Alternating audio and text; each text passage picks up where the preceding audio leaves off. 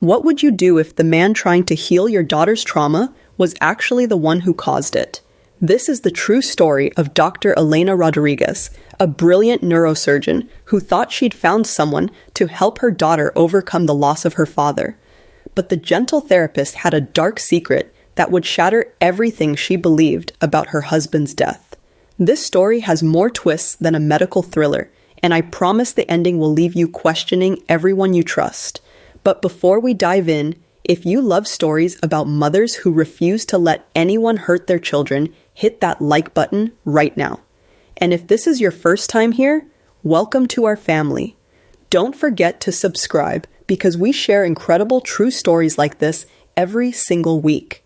Now grab your cup of coffee, sit back, and get ready to hear this heart-stopping story. The Surgeon's Deadly Trust. A Mother's Fight for Truth. Part 1. The Healer's Deception. The Phoenix summer heat shimmered off the asphalt as Dr. Elena Rodriguez pulled her silver BMW into the staff parking lot of Desert Ridge Medical Center. At 32, she had earned her reputation as one of the Southwest's most skilled neurosurgeons, her steady hands saving lives that others had written off as hopeless. But today, like every day, for the past 2 years, the weight of widowhood pressed against her chest like a physical force. The dashboard clock read 6:47 a.m. She had 13 minutes before her first surgery, a complex tumor removal that would require 6 hours of absolute precision. Elena closed her eyes and performed her daily ritual, 3 deep breaths, a whispered, "Give me strength, Marcus." And the mental switch that transformed her from grieving widow to commanding surgeon. Her phone buzzed with a text from her sister Carmen. Sophia had another nightmare. She's asking for you. Elena's heart clenched. 2 years since Marcus died in that helicopter crash in Afghanistan, and 10-year-old Sophia still woke up screaming his name. The child psychologist said it was normal that children processed grief differently that time would heal. But Elena was beginning to wonder if professional help might be necessary.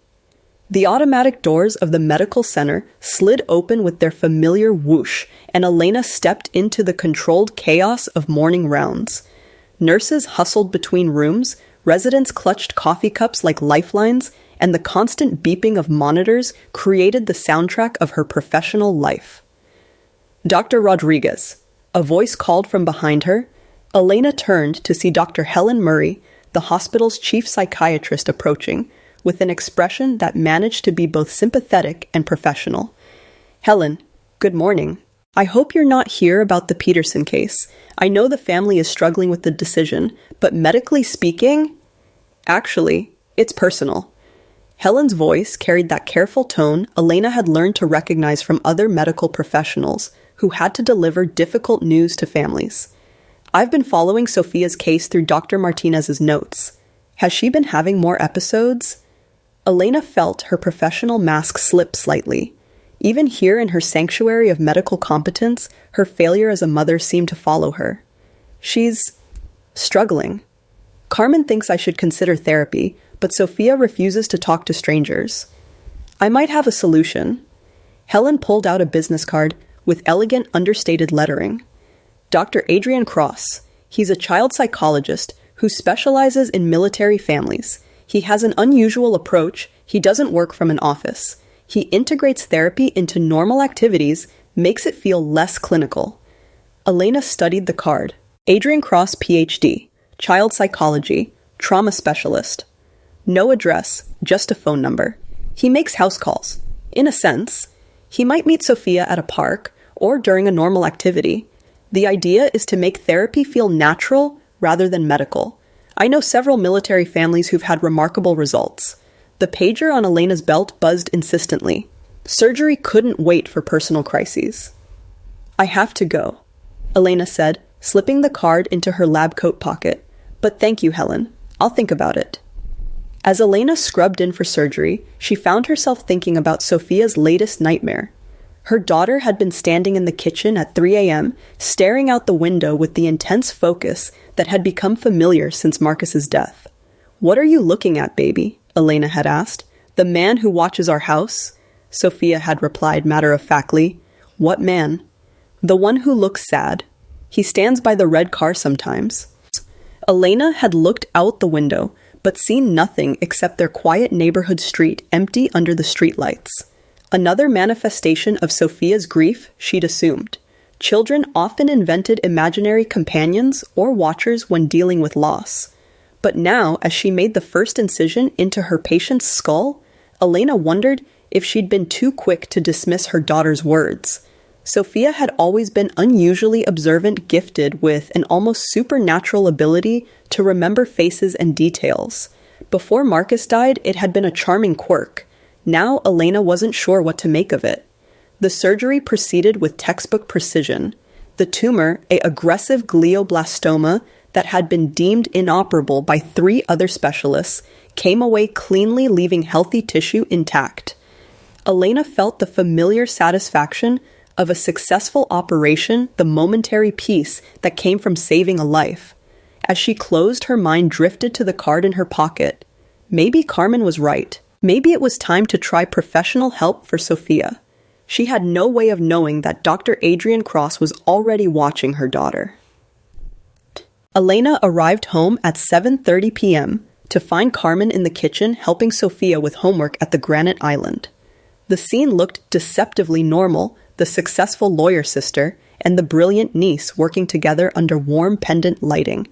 But Elena could see the tension in Carmen's shoulders the way Sophia kept glancing toward the front windows.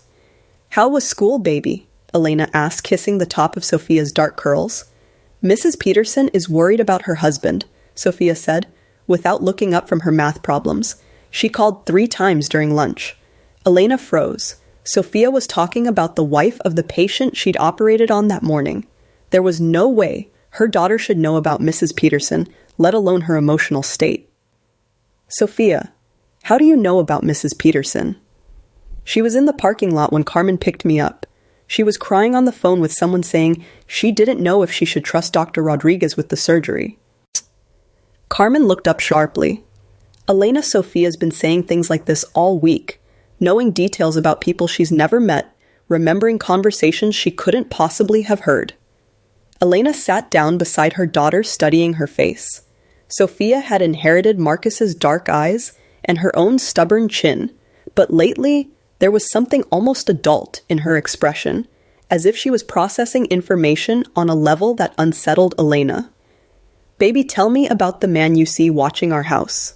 Sophia's pencil stopped moving. "He's tall, brown hair. He wears nice clothes, but they look sad on him, like he's pretending to be someone he's not."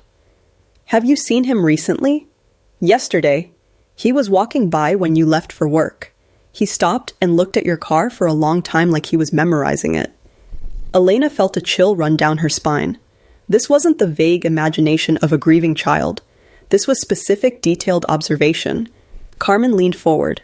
"Elena, I think we need to take this seriously. A strange man watching the house, Sophia noticing details about your patients." "I got a referral today." Elena pulled Dr. Cross's card from her purse. "A child psychologist who specializes in military families. Maybe he can help Sophia process whatever she's experiencing." Sophia looked at the card with the same intense focus she'd been giving her math problems. "Dr. Adrian Cross," she read aloud. Then quietly, "That's a nice name. It sounds trustworthy." Something in her daughter's tone made Elena pause. Sophia had become resistant to meeting new people since Marcus's death, especially medical professionals. Her immediate acceptance of Dr. Cross's name seemed unusual. "Would you be willing to meet him, baby?" "Yes," Sophia said simply. "I think he might understand things." That night, after Sophia was asleep, Elena and Carmen sat in the living room with glasses of wine, finally able to speak freely. "She's scaring me," Carmen admitted. "The things she notices, the details she remembers, it's not normal for a 10-year-old. She's always been observant. Remember when she was 5, she could identify every person in our medical school graduation photo, including people she'd never met. This is different, Elena. This is like she's developed some kind of hyper-vigilance. And the timing, it started getting worse right around the 2nd anniversary of Marcus's death." Elena swirled her wine, watching the liquid catch the lamplight. "What if she's not imagining the man watching our house, Then we call the police. And tell them what? That my 10-year-old daughter sees a sad man in nice clothes, they'll think she needs therapy, not protection. Carmen was quiet for a moment. Maybe she needs both. The next morning, Elena called Dr. Adrian Cross. His voice was warm, professional, with just a hint of a southern accent that somehow made him seem more trustworthy. Dr. Rodriguez, Dr. Murray told me about Sophia's situation. I'd be honored to help. She's been very resistant to traditional therapy settings, Elena explained. I understand completely. Children who've experienced trauma often associate medical environments with their loss. I prefer to meet them in neutral spaces first. Would Sophia be comfortable meeting at the park, near your home? Desert Winds Park? I believe. Elena felt a small chill. She hadn't mentioned which park was near their house. How did you know? I always research the neighborhoods where my young patients live, Dr. Cross explained smoothly. Environmental familiarity is important for building trust. I hope that doesn't seem intrusive. Of course not. You're being thorough. Would Saturday afternoon work, say 2 p.m. by the playground? That sounds perfect. Dr. Cross, may I ask how you got into specializing with military families? There was a slight pause. Personal experience, Dr. Rodriguez. I understand loss in ways that textbooks can't teach. After hanging up, Elena felt simultaneously relieved and slightly unsettled. Dr. Cross seemed professional and understanding, but something about the call felt too smooth, too perfectly calibrated to her concerns. She found Sophia in the backyard, sitting under the mesquite tree, where Marcus used to push her on the tire swing. Her daughter was sketching in the notebook she carried everywhere now, her hand moving with the same precision Elena brought to surgery. What are you drawing, baby? Sophia held up the notebook. It was a detailed portrait of a man's face, kind eyes, gentle smile, but with something indefinable that made Elena feel uneasy. Who is this? The man who's going to help me, Sophia said matter-of-factly. I dreamed about him last night. He said he understands about losing people you love. Elena stared at the drawing, her medical training warring with maternal instinct. The rational part of her mind said that Sophia was simply processing the idea of meeting a therapist. But the part of her that had learned to trust her daughter's unusual perceptions wondered how Sophia could have dreamed such a specific face before ever meeting Dr. Cross. Sophia, you've never seen Dr. Cross before, right? Not exactly. Sophia began adding shading to the drawing with careful strokes. But I think I've seen him watching our house. He has sad eyes just like in my dream. Elena felt the world tilt slightly. If Sophia was right, if the man she'd been observing was actually Dr. Adrian Cross, then he'd been surveilling their family before making contact. The timing of Helen Murray's referral suddenly seemed far too convenient. Baby, I want you to promise me something. If you ever feel uncomfortable with Dr. Cross, or if anything seems wrong, you tell me immediately. Okay. Sophia looked up from her drawing, and for a moment her dark eyes seemed to hold knowledge far beyond her years. Don't worry, Mama. I can tell when someone is pretending to be something they're not, and I'll protect you, just like you protect your patients. As Elena looked at her daughter, this brilliant, observant child who had somehow inherited her father's protective instincts, along with his eyes, she felt a mix of pride and fear. Sophia was growing up too fast, becoming too aware of dangers that 10-year-olds shouldn't have to recognize. But Elena had no idea that her daughter's instincts were about to save both their lives. Saturday arrived with the kind of perfect Arizona weather that made living in the desert worthwhile. Elena and Sophia walked to Desert Winds Park, Sophia carrying her ever-present notebook, and Elena fighting a growing sense of unease she couldn't quite explain. Dr. Adrian Cross was waiting by the playground exactly as he'd promised. He was tall and lean with the kind face Sophia had somehow drawn with uncanny accuracy. But as Elena approached, she noticed details her daughter had missed or perhaps hadn't wanted to include.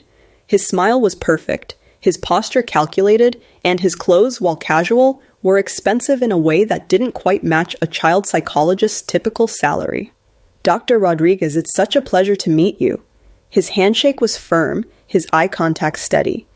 And you must be Sophia. I've heard wonderful things about you.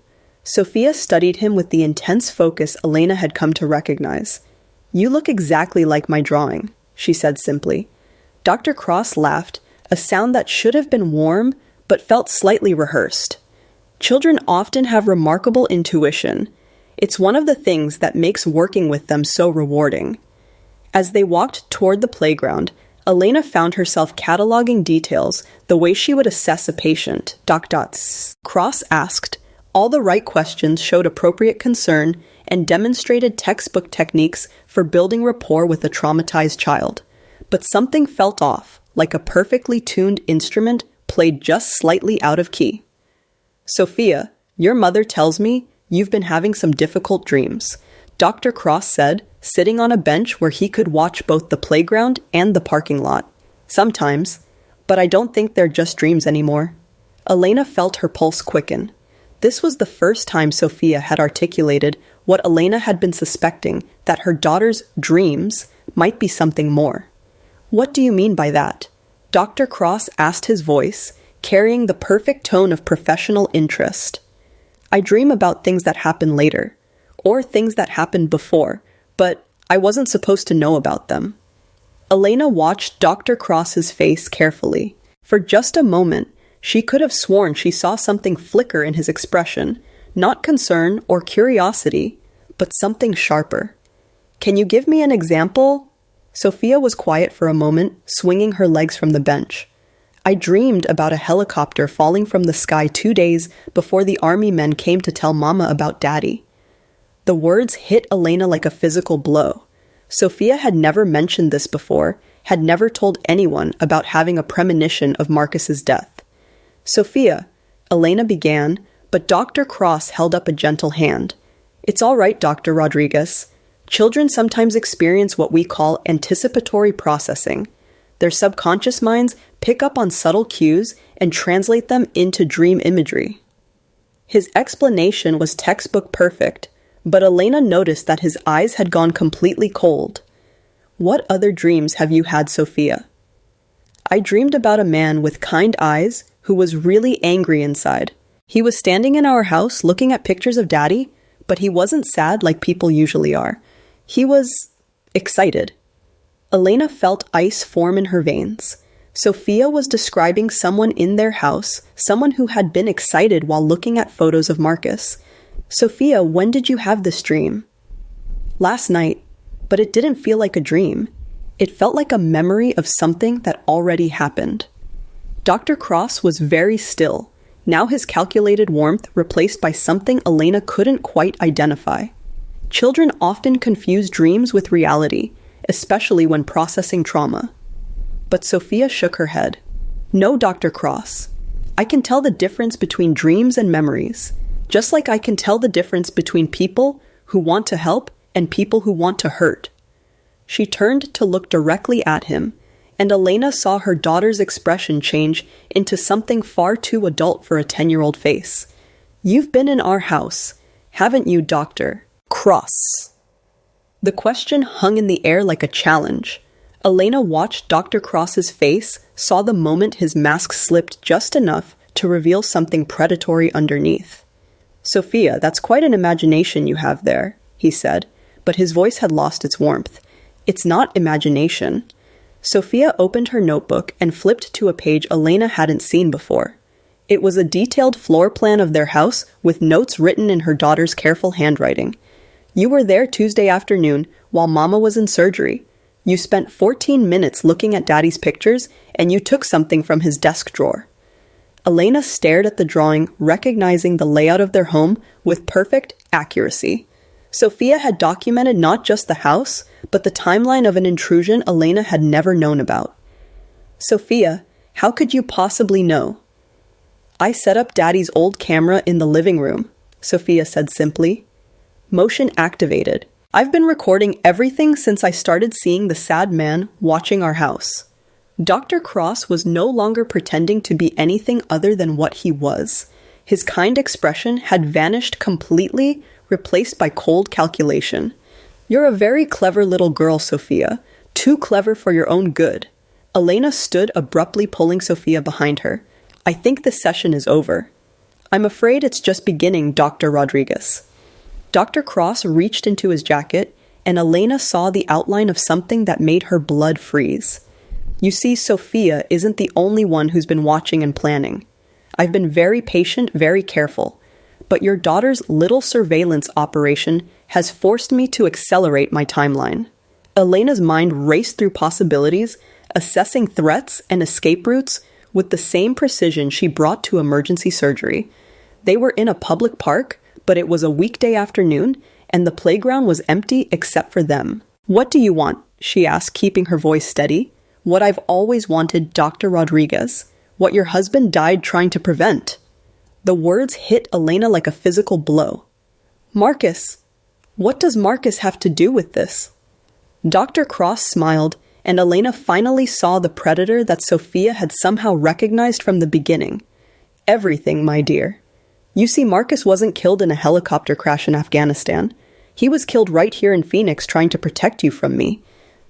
The world seemed to tilt and realign itself.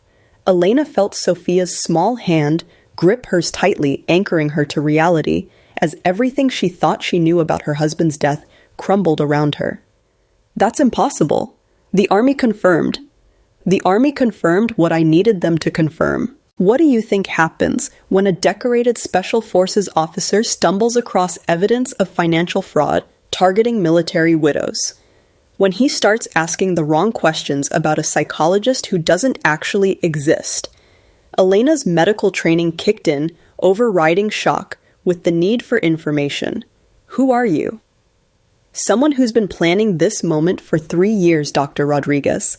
Someone who's been very patient while you grieved and healed and became ready to trust again." Sophia stepped out from behind Elena, facing Dr. Cross, with a courage that broke her mother's heart. "You killed my daddy because he found out you steal money from families like ours." "Your daddy was a smart man, Sophia. Too smart. He realized that several military widows in the Phoenix area were being targeted by someone with access to classified casualty reports, someone who could identify wealthy families before they even knew they were going to be widows." Elena felt sick as the implications became clear. You create the widows yourself." "I provide opportunities," Dr. Cross corrected.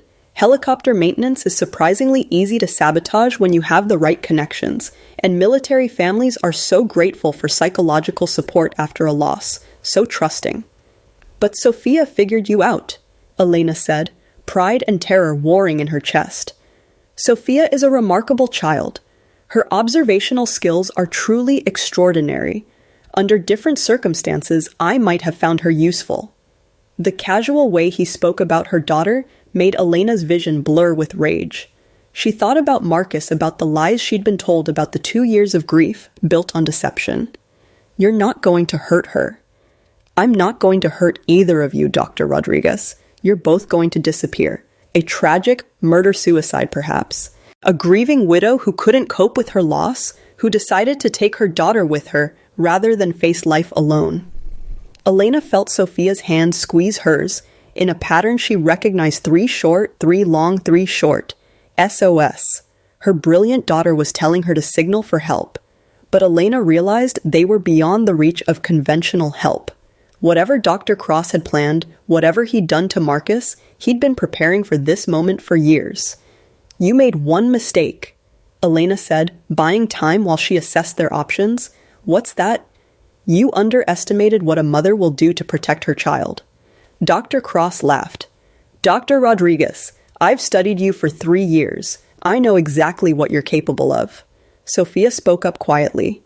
"But you don't know what I'm capable of." She held up a small device Elena hadn't noticed before: Marcus's old emergency beacon, the one he'd carried in Afghanistan.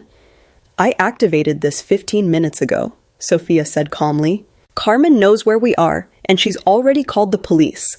But that's not the really important part." Dr. Cross lunged for the device, but Sophia was already moving, darting away with the speed and agility she'd inherited from her father. "The important part," Sophia called out as she ran, "is that I've been recording everything you said, and it's already uploaded to the cloud." Elena watched her daughter lead Dr. Cross away from the playground, drawing him toward the open space where she couldn't be cornered. In that moment, Elena saw Marcus in every line of Sophia's body, the same tactical thinking, the same willingness to sacrifice safety for strategy. But Elena wasn't going to let her 10-year-old daughter face a killer alone. As Dr. Cross pursued Sophia, Elena did what she did best in emergencies. She took control. The sound of sirens in the distance told her that Sophia's plan was working. But Elena knew they had minutes, maybe less, before Dr. Cross realized he was trapped and decided to eliminate the only witnesses to his confession. She thought about Marcus, about the truth of his death, about the years of grief that had been built on lies. She thought about the other families Dr. Cross had destroyed, the other children who had lost their fathers to his greed. But mostly, she thought about Sophia, brilliant, brave Sophia, who had somehow inherited her father's courage along with his eyes. Elena Rodriguez was a surgeon trained to make life and death decisions under pressure. Today, she would put those skills to their ultimate test. Because some operations required more than steady hands. Some operations required a mother's love and a warrior's heart.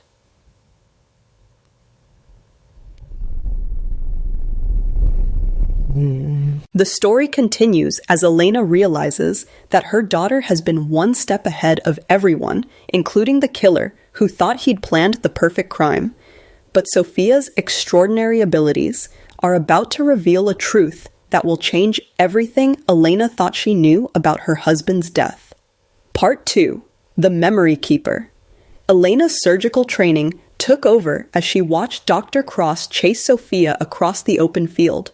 Time slowed, her vision sharpened, and she began calculating angles and distances with the same precision she used to navigate around brain tumors. Sophia was fast, but she was still a 10-year-old girl. Dr. Cross was gaining ground. Elena sprinted toward the playground equipment, her mind racing through options. The metal slide was tall enough, the angle steep enough, if she could time it right. "Sophia," she called out. "The slide. Now." Her daughter understood immediately, changing direction with the fluid grace that reminded Elena painfully of Marcus during his training exercises. Sophia reached the playground and scrambled up the ladder just as Dr. Cross lunged for her ankle. But Elena was already in position. As Dr. Cross passed beneath the slide, Elena launched herself from the top of the climbing structure using gravity and 32 years of controlled precision to drive him to the ground. They hit the sand with an impact that knocked the breath from both of them. Dr. Cross was stronger, but Elena had the advantage of surprise and surgical accuracy.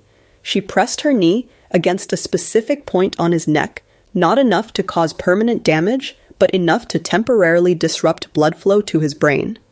"Mama," Sophia's voice cut through Elena's focus. "The police are here." Elena looked up to see patrol cars surrounding the park, officers approaching with weapons drawn. In the distance, she could see Carmen running toward them, her face a mask of terror and determination. "It's over," Elena told Dr. Cross, maintaining pressure on his neck. "Whatever you've done, whoever you really are, it's over." But Dr. Cross smiled even as his vision began to blur. "You have no idea what you've stumbled into, Dr. Rodriguez. This is so much bigger than one man's greed." Before Elena could ask what he meant, he went limp beneath her. For a moment, she thought she'd applied too much pressure, that her anger had overcome her medical training. But then she saw the small device in his mouth, a pill or capsule he'd managed to swallow while she was focused on restraining him. "Officer," Elena called out, "I need a medical kit. He's ingested something." The next few minutes blurred together in a chaos of emergency procedures. Elena worked frantically to save the life of the man who had killed her husband, driven by the medical oath that transcended personal hatred. But whatever Dr. Cross had taken was fast-acting and lethal. He died without revealing his real name, his true employers, or the full scope of his operation. As the paramedics covered his body, Elena felt Sophia's arms wrap around her waist. "I'm sorry, Mama," Sophia whispered. "I wanted him to tell us more about Daddy." Elena knelt down to hold her daughter properly, marveling at the child's composure in the face of everything they'd just experienced. You saved our lives, baby. You were braver than any adult should have to be. I had to be, Sophia said simply. Daddy taught me to protect the family. Carmen reached them then, pulling both Elena and Sophia into a fierce embrace. Are you hurt? Are you okay? When Sophia called me and said, Wait, Elena pulled back to look at her daughter. Sophia, when did you call Carmen? Sophia reached into her pocket and pulled out a phone Elena had never seen before. Yesterday. I found this in Daddy's things when I was looking for the emergency beacon. It still works. Elena stared at the phone. It was Marcus's backup device, the one he'd used for classified communications. She'd thought it had been destroyed with his personal effects. Sophia, have you been using this phone? Only to call Carmen yesterday. But Mama, there are other numbers in here. People Daddy was talking to before he died. And there are pictures. Elena's hands shook as she took the phone. The screen was locked, but Sophia reached over and entered a code Elena's birthday. The photo gallery contained images that made Elena's blood run cold. Screenshots of financial documents, photos of men in military uniforms she didn't recognize, and surveillance pictures of families she now realized were other targets. But the last photo in the gallery stopped her heart. It was a picture of Dr. Adrian Cross, but he was wearing a military uniform with captain's bars. The timestamp showed it had been taken 3 days before Marcus's supposed death in Afghanistan. Sophia, where did this picture come from? Daddy took it. There are more in his hidden files. Elena scrolled through the phone's contents, finding folders she never knew existed. Marcus hadn't just stumbled across Dr. Cross's operation, he'd been investigating it for months. The files told a story that made Elena sick. Dr. Cross wasn't working alone. He was part of a network that included military officers, medical personnel, and financial advisors. They identified wealthy service members, arranged their deaths, and then systematically defrauded their families. Marcus had been building a case against them when they killed him. Mrs. Rodriguez, Detective Sarah Chen approached cautiously. Elena recognized her. From the news, she specialized in complex fraud cases. I'm going to need you and Sophia to come to the station for questioning. But first, I need to know, is there anything else about this situation that might put you in danger? Elena looked at the phone in her hands, then at Sophia, who was watching the adults with that too mature expression she'd developed since Marcus's death. Detective Chen, I think my husband was murdered because he uncovered a conspiracy that goes much deeper than one fake psychologist. How deep? Elena showed her Marcus's phone. Deep enough that they were willing to fake his death in Afghanistan to cover it up. Detective Chen's expression grew grave as she scrolled through the evidence. Mrs. Rodriguez, I'm going to need to call in federal authorities.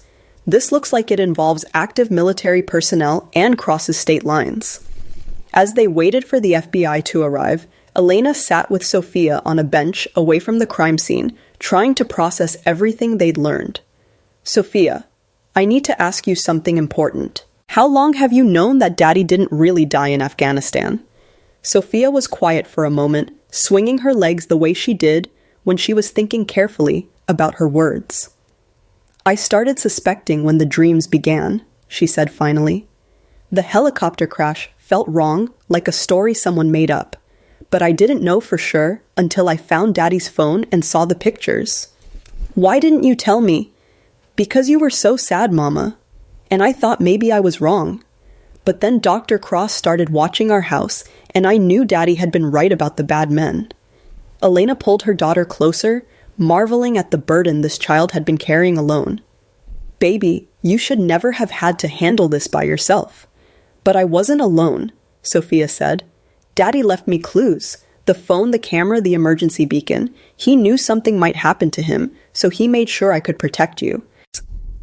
Elena felt tears sting her eyes as she realized the full scope of what Marcus had done. He'd known he was in danger, so he'd prepared their 10-year-old daughter to be their family's guardian. There's something else, Mama, Sophia said quietly. Something I found on Daddy's phone that I haven't shown you yet. She navigated to a voice recording dated 2 days before Marcus's death. His familiar voice filled the air, making Elena's heart clench with renewed grief. Elena, If you're hearing this, it means they got to me before I could stop them. I'm sorry I couldn't tell you what was happening. I thought I could handle it without putting you and Sophia in danger. I was wrong." Elena gripped Sophia's hand as Marcus's voice continued. "There's a network of people targeting military families. They arrange deaths that look like combat casualties, then move in to defraud the widows. Dr. Adrian Cross is just one part of it. Elena, these people are patient and they're smart, and they won't stop with me." The recording paused, and Elena could hear Marcus taking a shaky breath. "Sophia, baby, if you're listening to this, you're going to have to be stronger than any kid should have to be. Use your gift, your ability to see and remember things others miss. Trust your instincts, and protect your mama because she's going to need you to be her guardian angel."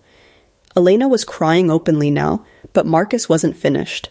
"I've documented everything I've learned and hidden copies in places they'll never think to look. Sophia knows where they are. I taught her our old hiding games for a reason. Elena, when the time comes, you'll know what to do with the evidence. And Sophia will help you because she's the bravest person I've ever known." The recording ended, leaving them sitting in silence as the reality of Marcus's sacrifice settled over them. "He knew," Elena whispered. "He knew they were going to kill him, and he prepared us. He saved us," Sophia said. "Even after he was gone, he saved us." Agent Rebecca Torres arrived an hour later with a team of federal investigators. Elena recognized the type immediately, smart-driven, and absolutely relentless in pursuit of the truth. "Mrs. Rodriguez, I'm Special Agent Torres with the FBI's White-Collar Crime Division. We've been tracking financial fraud targeting military families for 2 years. What happened here today might be the break we've been waiting for." Elena handed over Marcus's phone. "My husband was investigating this network before he died. I think he gathered enough evidence to bring them down." Agent Torres studied the phone's contents, her expression growing increasingly grim. "Mrs. Rodriguez, do you understand what you've given us? Evidence of conspiracy and murder. Evidence of a network that's killed at least 30 service members and defrauded their families of over $50 million. Agent Torres looked at Sophia with something approaching awe. "And your daughter may be the only person who can help us identify all the players." Sophia straightened with the serious expression she wore when adults needed her to be more than a child. "Agent Torres, how many families are they targeting right now?" "We think at least 6 that we know of. Probably more."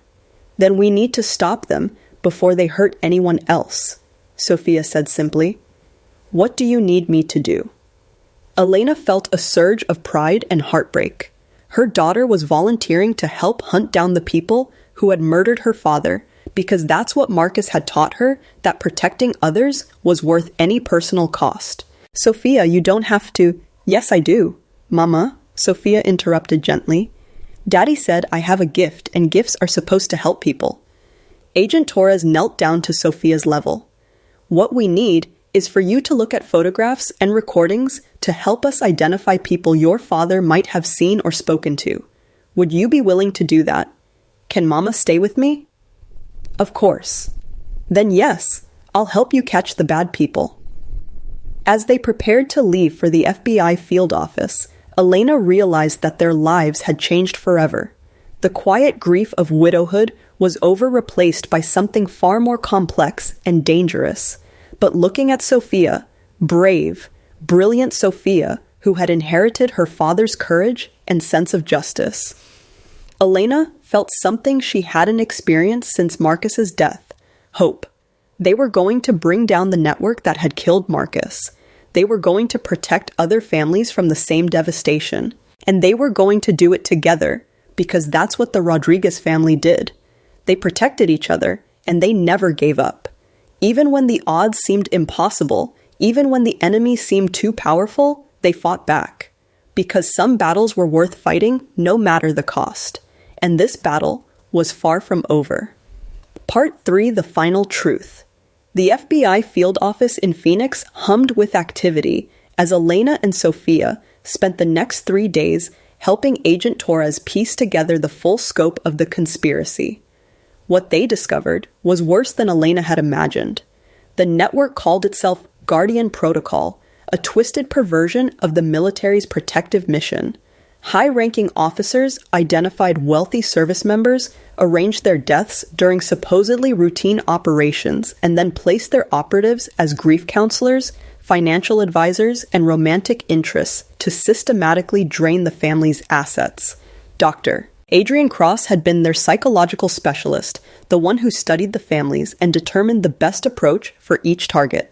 But he was just one piece of a machine that had been operating for over a decade. Mrs. Rodriguez, Agent Torres said, as she entered the conference room where Elena and Sophia had been reviewing case files, "We need to talk about next steps." Elena looked up from a photograph of another combat casualty that she now knew had been murder. "How many others are there? We've identified 43 suspicious deaths over the past 10 years. All wealthy service members, all killed in ways that could plausibly be combat-related, all leaving behind families who were subsequently targeted for financial fraud." The number hit Elena like a physical blow. 43 families destroyed, 43 children left fatherless or motherless, all for money. What happens now? Now we build cases against every person involved. But Elena, I need you to understand, some of these people are still active duty, still in positions where they can hurt other families. We need to move carefully. Sophia looked up from the photograph she'd been studying. "Agent Torres, are we in danger?" "Not anymore. With Dr. Cross dead and his operation exposed, the network knows they're compromised. They'll be focused on covering their tracks, not targeting new families." But Elena wasn't satisfied with that answer. "What about the families they're already targeting? The 6 you mentioned?" Agent Torres's expression grew grim. "We're moving to protect them, but it's complicated. These people have been building relationships for months, sometimes years. The families trust them." Elena thought about how close she'd come to trusting Dr. Cross completely, how grateful she'd been for his offer to help Sophia. "What can we do?" "Actually, there is something. But it would require you and Sophia to take on some risk." Elena felt her protective instincts flare. "What kind of risk?" "We want to set up a controlled operation. Let word leak that Dr. Cross failed to eliminate you, that you have evidence but don't know what to do with it. Draw out his handlers." "Absolutely not," Elena said immediately. "I'm not putting Sophia in danger again." "Mom," Sophia said quietly, "what if other kids need our help?" Elena looked at her daughter, seeing Marcus's determination in her young face. "Sophia, you've done enough.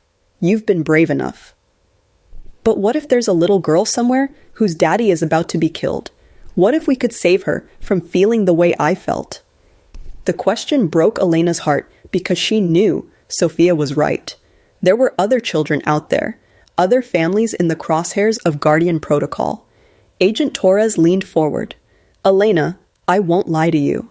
There would be risk. But we'd have a full protection detail, complete surveillance, and multiple backup plans. And the operation would help us identify the network's leadership." Elena closed her eyes, thinking about Marcus, about the choice he'd made to investigate Guardian Protocol, even knowing the danger. He'd died trying to protect other families. What exactly would we have to do? Go home, resume your normal routine, but make it clear to certain people that you have Marcus's evidence and you don't know what to do with it. Act confused, vulnerable, uncertain. Sophia nodded seriously. "Like bait." "Like bait," Agent Torres confirmed, "but bait that's surrounded by an entire team of federal agents." Elena spent that night in a hotel room with Sophia, both of them protected by a security detail, while she wrestled with the decision. Part of her wanted to take Sophia and disappear to start over somewhere Guardian Protocol could never find them. But the larger part of her, the part that had fallen in love with Marcus's sense of justice, the part that had become a surgeon to save lives, knew they had to finish what Marcus had started. "Sophia," she said, as they sat on the hotel bed, "I need you to understand what we'd be agreeing to do. These people killed your father. They might try to kill us." Sophia was quiet for a moment, holding the stuffed elephant Marcus had given her for her 8th birthday. "Mama, do you remember what Daddy used to say about being afraid?" Elena smiled through her tears. He said fear is information, not instructions. Right. Fear tells us to be careful, but it doesn't tell us to stop doing what's right. Sophia looked up at Elena with those dark eyes that were so much like Marcus's. I'm scared, but I'm more scared of what happens to other families if we don't help. The next morning, Elena called Agent Torres. We'll do it. The operation began immediately. Elena and Sophia returned home under heavy but invisible surveillance. FBI agents posed as neighbors' utility workers and joggers, creating a protective net around their house that looked completely natural. Elena resumed her work at the hospital, but now every interaction was potentially significant. Dr. Helen Murray, the psychiatrist who had referred Dr. Cross, was under investigation. Several colleagues were being quietly vetted for possible involvement. The break came 3 days later. Elena was in surgery when her phone buzzed with a text from an unknown number. Dr. Rodriguez, I believe we have some mutual concerns to discuss. Dr. Cross spoke highly of you before his unfortunate accident. I'd like to meet. A friend. Following the FBI's instructions, Elena responded, I don't understand what happened to Dr. Cross. I found some things of my husband's that I don't know what to do with. I'm confused and scared. The response came within minutes. I can help you make sense of everything. Coffee this afternoon. Starbucks on Camelback 3 p.m. Elena felt her pulse quicken. Guardian Protocol was making contact. That afternoon, Elena sat in Starbucks with a laptop bag containing fake versions of Marcus's evidence files. Sophia was at school, but was actually in an FBI surveillance van with Agent Torres, monitoring everything through hidden cameras and microphones. The man who approached Elena's table looked like a college professor, tweed jacket, wire-rimmed glasses, the kind of forgettable face that would blend into any crowd. Dr. Rodriguez, I'm Dr. James Weber. Thank you for meeting me. Elena forced herself to look nervous and uncertain, not difficult given the circumstances. Dr. Weber, I'm not sure what's happening. Dr. Cross was supposed to help my daughter, and then he died. And I found these files that my husband hid, and I don't understand what they mean. Dr. Weber's expression was perfectly calibrated to convey sympathy and concern. I imagine this is very overwhelming for you. Perhaps I could look at what your husband left behind. Marcus was a good man, but sometimes soldiers stumble across information that's difficult for civilians to interpret. Elena opened the laptop bag with trembling hands, revealing folders full of documents that looked legitimate but contained nothing that could compromise the real investigation. Dr. Weber studied the papers with obvious interest, his mask slipping just enough for Elena to see the predator underneath. Dr. Rodriguez, these documents are quite serious. Your husband appears to have uncovered some classified information that could be dangerous in the wrong hands. What kind of dangerous? The kind that gets people killed, Dr. Weber said quietly. Like your husband. Like Dr. Cross. Elena felt cold fear wash over her, but she forced herself to stay in character. I just want to understand what happened to Marcus. The army said he died in a helicopter crash, but these files suggest... The files suggest that your husband was killed because he learned things he shouldn't have learned, Dr. Weber said bluntly. And now you know those same things. What are you saying? Dr. Weber leaned forward, abandoning all pretense of sympathy. I'm saying that you have two choices, Dr. Rodriguez. You can give me those files and forget they ever existed, or you can join your husband. Elena's blood ran cold, but she forced herself to look confused rather than terrified. You're threatening me. I'm offering you a way to protect your daughter. Guardian Protocol has resources you can't imagine, Elena. We can make problems disappear, or we can make people disappear. The choice is yours. Elena pretended to consider his words buying time while the FBI recorded his confession. If I give you the files, you'll leave my family alone. Completely. You'll go back to your life as a grieving widow and dedicated mother. Sophia will grow up safe and happy. No one else has to get hurt. And if I don't... Dr. Weber's smile was cold. Well, let's just say that Phoenix has seen quite a few tragic accidents lately. Single mothers are so vulnerable, especially when they're dealing with the stress of widowhood and raising a gifted child alone.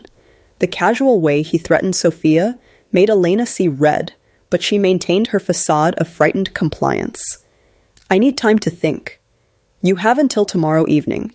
Bring all the files to Desert Mountain Park at sunset. Come alone and make sure no one follows you. As Dr. Weber left, Elena sat in Starbucks, fighting the urge to scream. The FBI had what they needed: a clear confession and threat from someone high enough in Guardian protocol to implicate the entire network.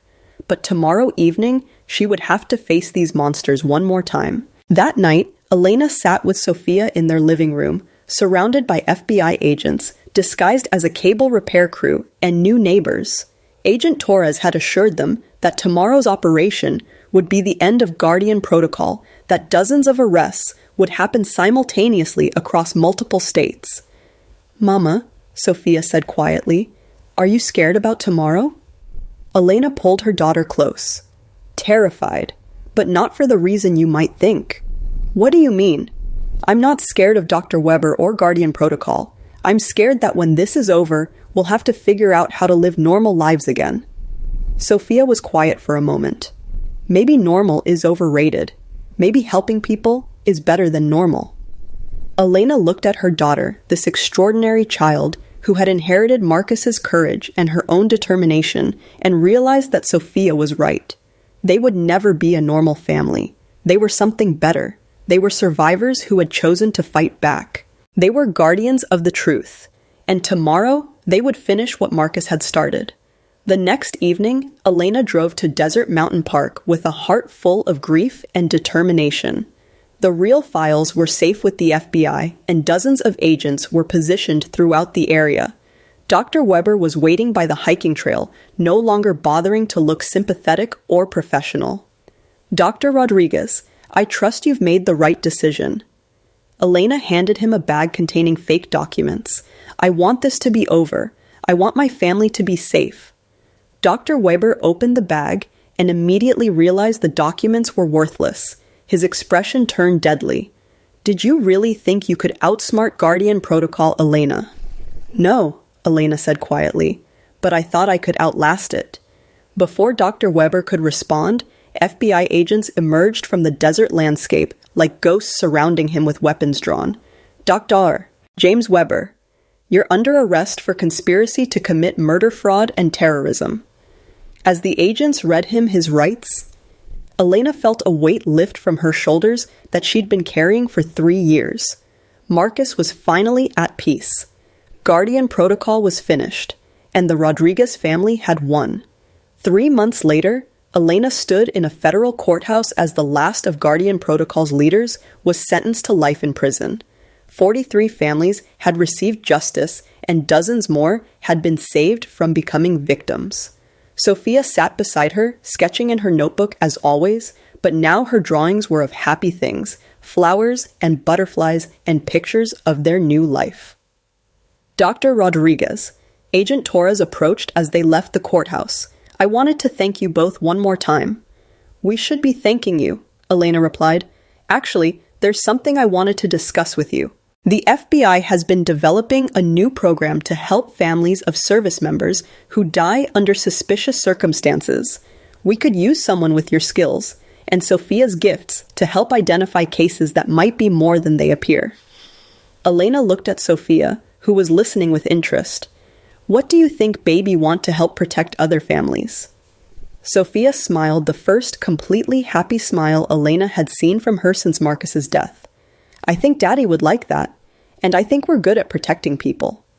Elena took her daughter's hand as they walked into the Phoenix sunshine, ready to begin a new chapter of their lives. They would never forget. Marcus would never stop missing him. But they had learned that love doesn't end with death. It transforms into something stronger. Love becomes justice. Love becomes protection. Love becomes the courage to fight for others, even when the battle seems impossible to win. The Rodriguez family had faced the darkness and emerged into the light, and they would spend the rest of their lives making sure other families could do the same. Because that's what guardians do. They protect. They serve. They never give up. just like Marcus taught them, just like Elena and Sophia would teach others. The circle of protection continued stronger than ever, because love had conquered fear. And love Elena had learned was the most powerful force in the universe. Elena Rodriguez thought she was just protecting her daughter from a fake therapist. Instead, she uncovered a conspiracy that had killed dozens of service members and exposed a network of predators who thought they were untouchable. Her courage and Sophia's extraordinary gifts brought justice to 43 families and saved countless others from the same fate. But here's what I want to know. What red flags would you have noticed that Elena might have missed? Drop your thoughts in the comments below, and let's help each other stay vigilant. If this story inspired you, please smash that like button. It helps other people find these important stories. And if you haven't subscribed yet, what are you waiting for? We share incredible tales of courage, justice, and family strength every single week. Hit that subscribe button and ring the notification bell so you never miss a story. Because in a world where predators target the vulnerable, knowledge and vigilance are our best defenses. Next week, I'm sharing the unbelievable story of a grandmother who brought down an entire human trafficking ring using nothing but her quilting circle and an old smartphone. Trust me, you won't want to miss it. Until then, trust your instincts, protect your loved ones, and remember sometimes the greatest strength comes from the smallest voices. I'll see you in the next one.